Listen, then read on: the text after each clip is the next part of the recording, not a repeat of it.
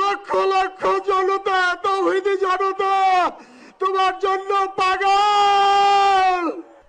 আমার বলার মতো কোনো অবস্থা নেই।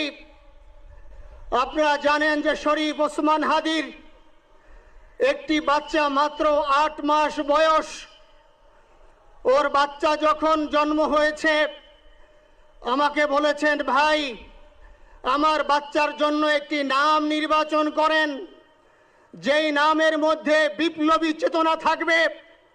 আমার সন্তানের জন্য একটি নাম নির্বাচন করেন, যেই নামটা সাহসিকতার পরিচয় বহন করবে। আমি অনেক যাচাই বাছাই করে ওর সন্তানের নাম দিয়েছিলাম ফিরিনাস, বিপ্লবী এবং সাহসী। সম্মানিত ভাইয়েরা, আজকের ওর সন্তানের চেহারার দিকে তাকানো যায় না।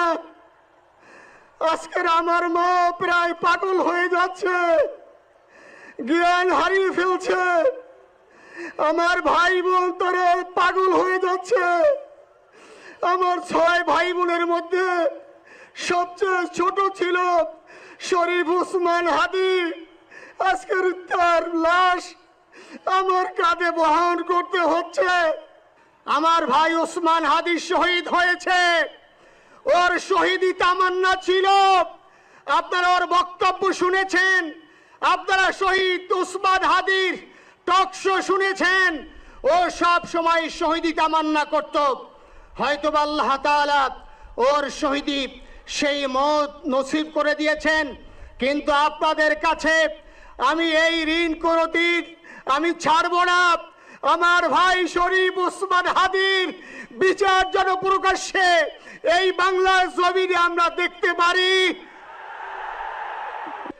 আমরা ওর সন্তান, ওর স্ত্রীর জন্য দোয়া করি।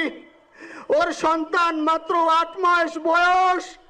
গতকালকে যখন ওর কাছে নিয়ে আসছে, সবাই বাবাকে দেখাবে ওসমান হাদিকে। আমি বললাম কি লাভ হবে, ও তো কোনোদিন ওর বাবার চেহারা কথা বলতে পারবে না। ওর ছেলে আর কোনোদিন জানবে না যে আমার বাবা কেমন ছিল।